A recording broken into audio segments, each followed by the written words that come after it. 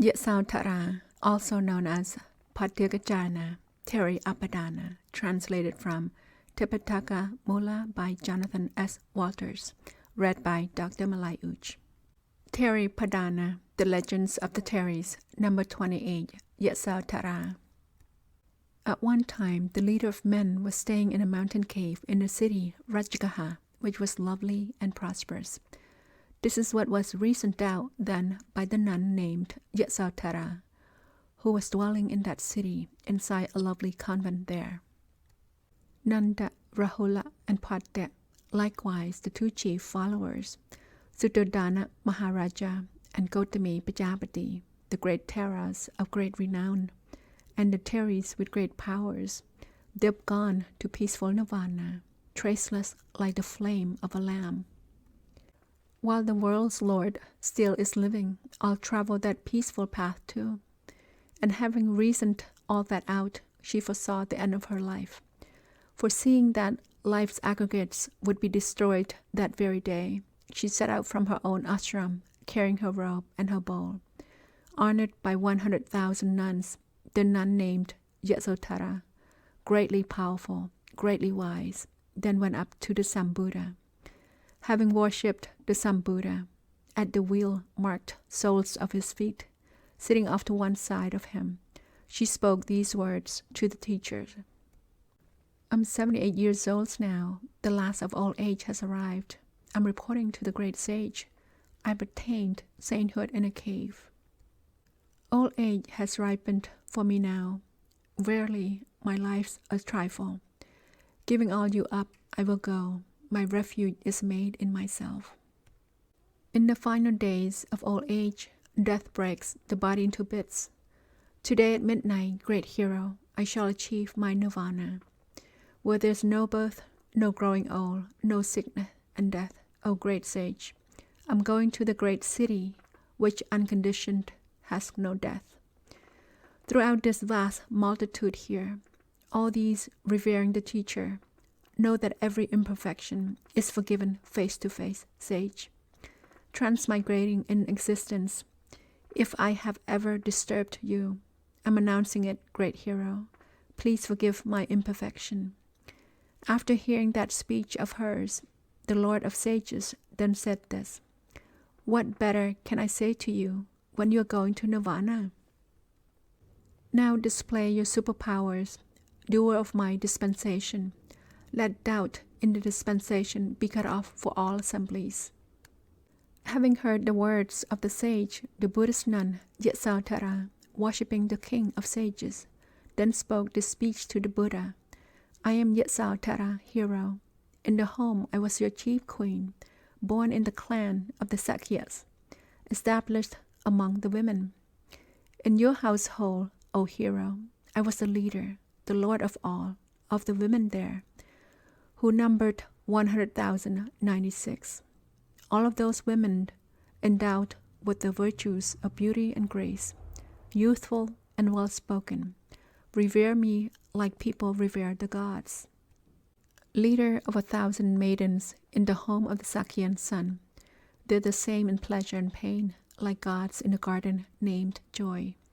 Beyond the essence of desire, fixed as the essence of beauty, they are unmatched in terms of beauty, other than by the world's leader. Speaking words beginning with these, having risen into the sky, Yasodharā displayed diverse powers, with Buddha's permission. Worshipping the Sambuddha, she showed the teacher superpowers. She displayed great superpowers, diverse, having various forms. Body big as the universe, she made the continent up north her head, eastern, western her wings, and made India her torso. Tail feathers the southern ocean, other feathers varied rivers. Her eyes were the moon and the sun, her crest was cosmic Mount Meru. In her beak, mountain at world's end, she carried a tree with its root coming up to him, fanning him. She is worshipping the world's leader. She made herself an elephant, likewise a horse, mountain, ocean, the moon and the sun, Mount Meru, and Sakra, the king of the gods. She covered the thousandfold world with blooming lotus, and then said, I am Yasodharā, hero. I worship your feet, I for one. And making Brahma's form appear, she preached the doctrine of merit. I am Yasodharā, hero. I worship your feet, I for one. I've mastered the superpowers like the divine ear element. I'm also a master, great sage, of the knowledge in others' hearts. I remember my former lives. My divine eyes is purified. All the defilements are destroyed. I will not be reborn again. In meaning and in the teaching, etymology and preaching, this knowledge of mine was produced in your presence, O great hero. My meeting with all the Buddhas, the world lords, was well seen by you. My extensive service to them was for the sake of you, great sage. O sage, recall the good karma which formerly was done by me. That merit was heaped up by me for the sake of you, great hero. I kept from misconduct, hindered the 9 impossible places. I have sacrificed life itself for the sake of you, great hero. I gave myself to be a wife several tens of billions of times. I was not distressed about that for the sake of you, O great sage. I gave myself to do service several tens of billions of times. I was not distressed about that for the sake of you, O great sage. I gave myself to provide food several tens of billions of times. I was not distressed about that for the sake of you, O great sage. I have given you all my lives several tens of billions of times. I'll liberate myself from fear, giving up my life once more. Great sage, for your sake I do not conceal the things of a woman. Numerous clothes of varied types, ornaments affixed to my limbs. Wealth and grain have been given up, villages and also small towns. Fields and sons and daughters as well have been given up, O great sage. Elephants, horses, also cows, slaves as well as servant women are given up beyond all count for the sake of you, O great sage. Whatever I'm told to give as alms to beggars, I give that. I don't witness any distress from giving the ultimate gift. I have experienced this ease of diverse types beyond all count in this much varied existence for the sake of you, great hero. Attaining comforts, I don't thrill. I don't get distressed by troubles. Everywhere I remain balanced for the sake of you, O great sage. After experiencing both pleasure and pain along the way, the great sage reached awakening, the teaching for which Buddha strived. By you and by me, there was much meeting with the other world lords. Whether you are the god Brahma or Gautama Buddha, world's leader, I performed a lot of service for the sake of you, O great sage. While you thought the Buddha's teaching, I was always your attendant.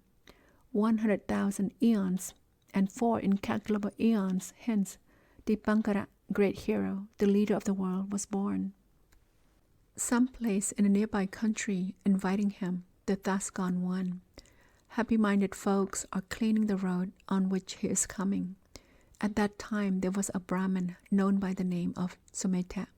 He was making the road ready for the all-seer who was coming. At that time I was a maiden born in a Brahmin family, known by the name of Sumedha.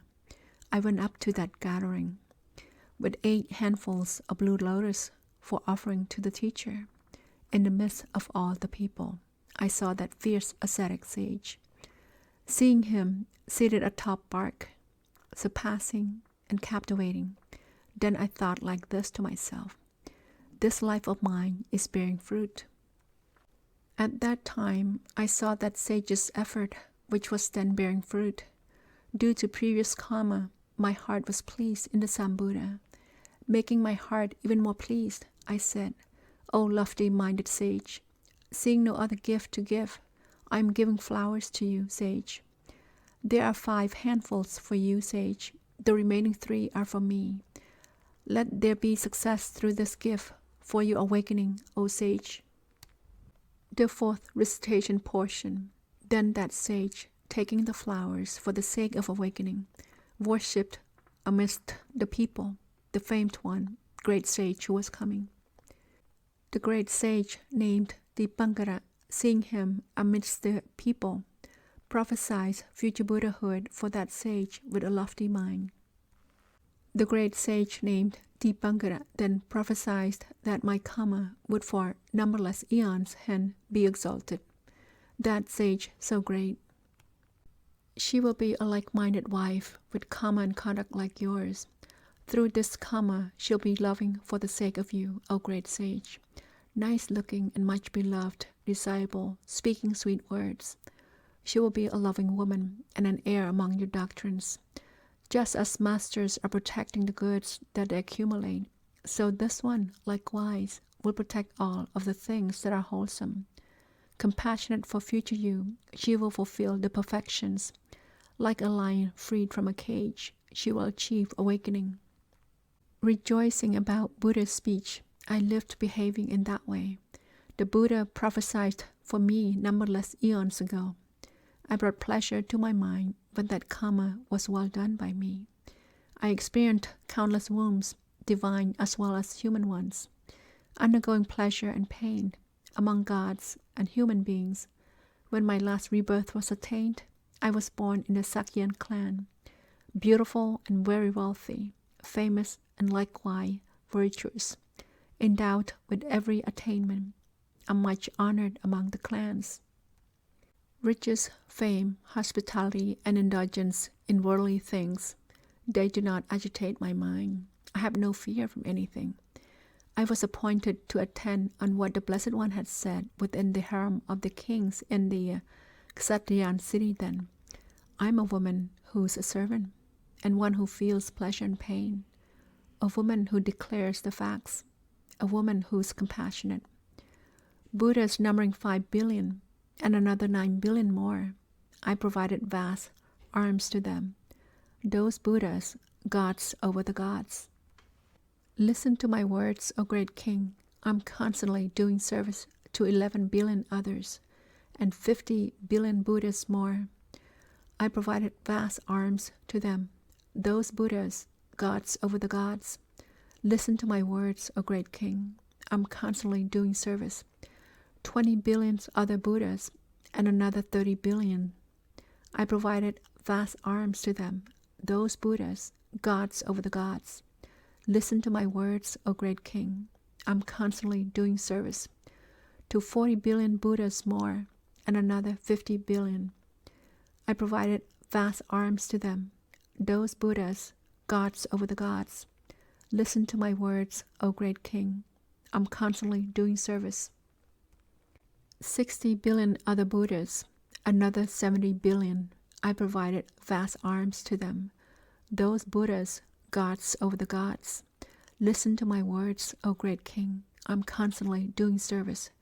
To 80 billion Buddhas more, and another 90 billion. I provided vast arms to them. Those Buddhas, gods over the gods. Listen to my words, O great king. I'm constantly doing service. There have been a million who were chief leaders of the world.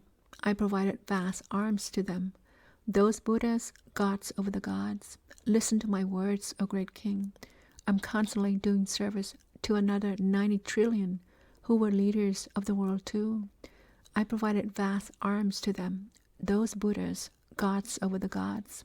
Listen to my words, O great king. I'm constantly doing service to great sages whose number was 850 trillion and 785 billion additional Buddhas. I provided vast arms to them. Those Buddhas, gods over the gods. Listen to my words, O great king. I'm constantly doing service. Lonely Buddhas, passion removed. 640 million. Listen to my words, O great king. I'm constantly doing service. Countless followers of Buddhas, free of defilements and stainless. Listen to my words, O great king. I'm constantly doing service. I always practice the teaching of those practiced in the teachings, at ease practicing the teaching in this world and in the other. Well practiced the teaching practice, that practice is not ill practiced. I'm at ease practicing teaching in this world and in the other. Disgusted with transmigration, I went forth into homelessness, surrounded by thousands of nuns, after renouncing with nothing. After abandoning my home, I went forth into homelessness. With 8 months had not yet elapsed, I attained the Four Noble Truths. Like the waves upon the ocean, folks are bringing many varied monastic robes and arms to eat, requisites as well as lodgings. My defilements are now burnt up. All new existence is destroyed. Like elephants with broken chains, I am living without constraint. Being in Buddha's presence was a very good thing for me. The 3 knowledges are attained. I have done what the Buddha taught. The 4 analytical modes and these 8 deliverances, 6 special knowledges mastered. I have done what the Buddha taught. Thus, many sorts of suffering and many types of happiness. The pure life now has been achieved. I have obtained all achievements. The woman who is giving herself for the merit of the great sage attains companionship with him and unconditioned nirvana. The past is thoroughly destroyed, and the present and the future. All of my karma is destroyed. I worship your feet, I for one. Thus, indeed, Bhikkhuni Yasodharā spoke these verses. The legend of Yasodharā Therī is finished.